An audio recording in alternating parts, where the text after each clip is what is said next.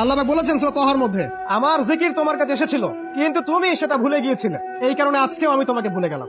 ওয়ামান আ'রাদা আন যিকরি ফাইন্না লাহু মাঈশাতান দানকা ওয়া নাহশুরুহু ইয়াওমাল কিয়ামাতি আ'মা।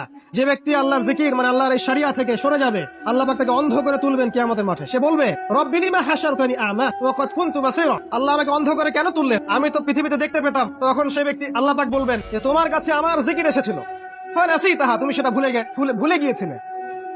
ফানাসিতাহা ওয়া কাযালিকা আল-ইয়াওমা তুনসা। আর এভাবে আজকে আমিও তোমাকে ভুলে গেলাম। নাউযুবিল্লাহ। এভাবে আপনি দুনিয়ার জন্য বাঁচতে পারেন অথবা আপনি পরকালের জন্য বাঁচতে পারেন। যদি আপনি পরকালের জন্য বাঁচেন, আল্লাহর জন্য বাঁচেন, তাহলে আপনার স্লোগানটা হবে এমন, ইন্নাস সালাতি ওয়া নুসুকি ওয়া মাহইয়ায়া ওয়া মামাতি লিল্লাহি রাব্বিল আলামিন।